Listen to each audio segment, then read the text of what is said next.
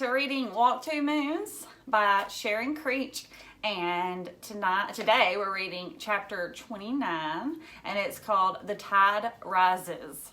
So the last chapter we read was the Black Hills, and they got to see Mount Rushmore, remember? And talked a little bit more about the Native Americans and wonder why in the world their face wasn't on there. I mean, I thought that was very interesting.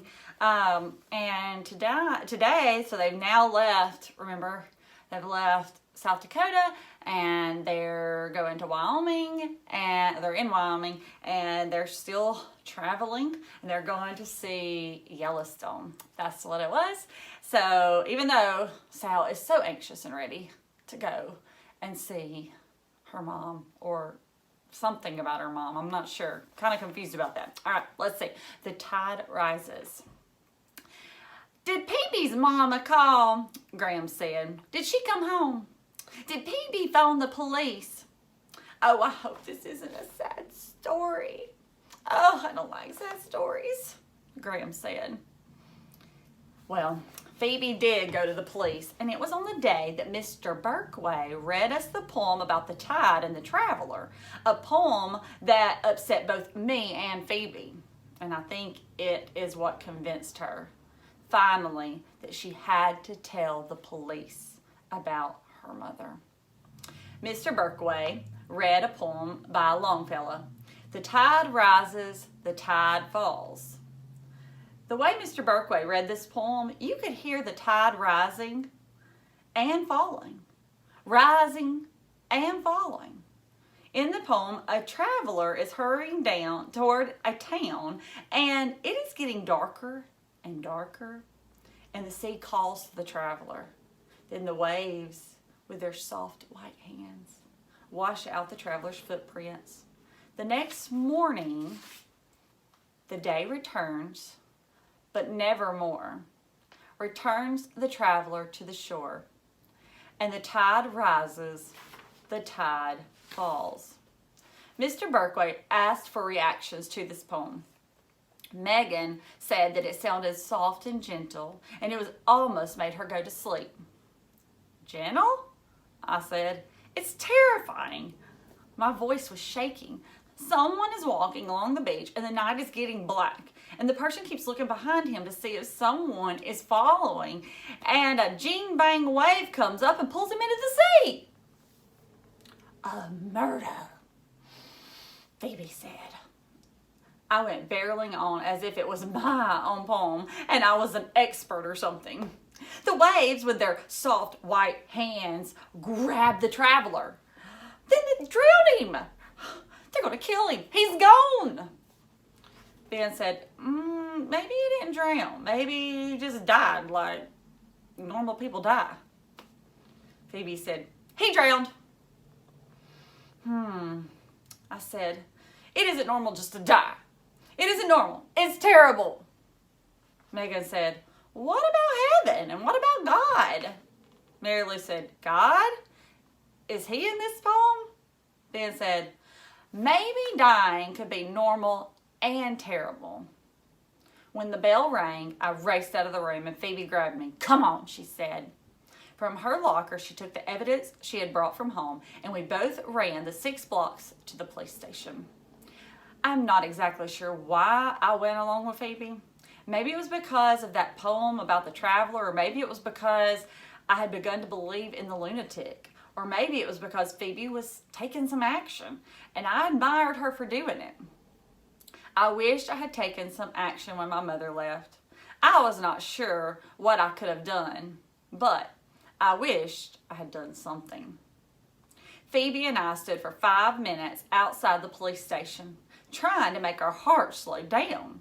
And then we went inside and stood at the counter. And on the other side of it, there was a thin man with big ears that was writing in a black book. Excuse me, Phoebe said. I'll be right with you. This is absolutely urgent. I need to speak to someone about a murder, Phoebe said. He quickly looked up. A murder? Yes, or possibly a kidnapping, Phoebe said. But the kidnapping might turn into a murder.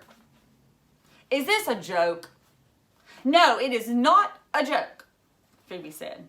Just a minute, he whispered to a plump woman in a dark blue uniform. She wore glasses that were with really thick lenses. Is this something you girls have read in a book? She asked. No, it is not, I said. That was a turning point, I think, when I came to Phoebe's defense. I didn't like the way the woman was looking at us, as if we were two fools or something. I wanted that woman to understand why Phoebe was so upset. I wanted her to believe Phoebe. May I ask who it is who has been kidnapped or possibly murdered? The woman said. Phoebe said, my mother. Oh, your mother. Well, come along then. Her voice was sugary and sweet then, as if she was speaking to tiny little children.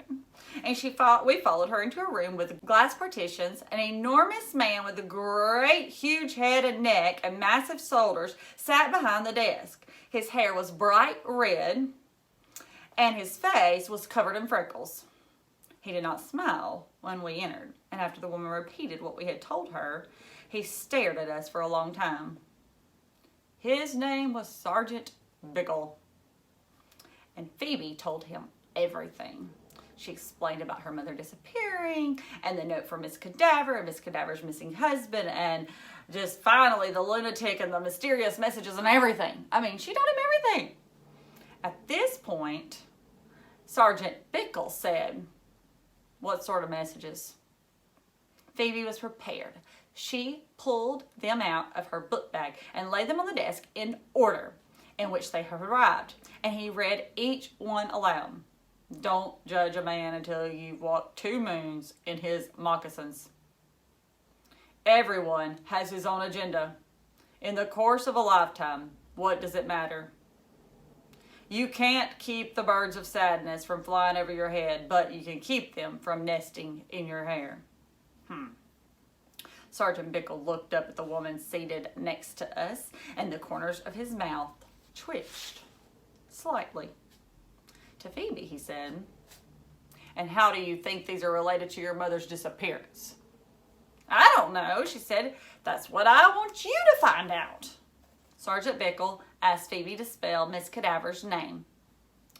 It means corpse, Phoebe said, like a dead body. I know, he said. Is there anything else? Phoebe pulled out the envelope with the unidentifiable hair strands. Perhaps you could have these analyzed, she suggested. Sergeant Bickle looked at the woman, and again, the corners of his mouth twitched slightly. The woman removed her glasses and wiped the lenses. They were not taking us seriously, and I felt my ornery donkey self waking up. I mentioned the potential blood spots that Phoebe had marked with adhesive tape. But my father removed the tape, Phoebe said. Sergeant Bickle said, I wonder if you would excuse me for a few minutes. He asked the woman to stay with us as he left the room. The woman asked Phoebe about school and about her family. She had an awful lot of questions, and I kept wondering where Sergeant Bickle had gone and when he was coming back. And he was gone for over an hour. And there were 3 framed pictures on Sergeant Bickle's desk. I tried to lean forward to see them, but I couldn't. I was afraid the woman would think I was being nosy. Sergeant Bickle finally returned, and behind him was Phoebe's father. Phoebe looked extensively relieved, but I knew it was not a coincidence that her father was there. Miss Winterbottom, Sergeant Bickle said, your father is going to take you and your friend home now. But, Phoebe said, Mr. Winterbottom will be in touch. And if you would like to speak with Miss Cadaver. Oh no, Mr. Winterbottom said. He looked really embarrassed. Really, that won't be necessary. I do apologize. We followed Mr. Winterbottom outside, and in the car, he said nothing. I thought he might drop me off at my house, but he didn't. When we got to their house, the only thing he said was, Phoebe, I'm going to go talk to Miss Cadaver. You and Sal wait here. Miss Cadaver was unable to give him any more information about Phoebe's mother's call. All Miss Winterbottom had said to her was that she would phone back soon. That's all? Phoebe asked. Well, your mother also asked Miss Cadaver how you and Prudence were. Miss Cadaver told her that you and Prudence were fine. Well, I'm not fine, Phoebe said. And what does Miss Cadaver know anyway? And besides, Miss Cadaver's making this all up. She's making the whole thing up. You should let her talk to the police. You should ask her what's going on, and you should find out who this lunatic is. I bet Miss Cadaver hired him. You should... Phoebe, your imagination is running away with you. It is not. Mom loves me, and she would not leave me without any explanation. And then Phoebe's father began to cry. How sad. Okay, so we're getting pretty close to the end. I don't know what's going to happen, but where do you think Phoebe's mom is? Do you think it has anything to do with the letters or the lunatic or kidnapping or Miss Cadaver? I mean, what are you thinking? I don't know. Guess we'll see next time. All right. See you then. Bye.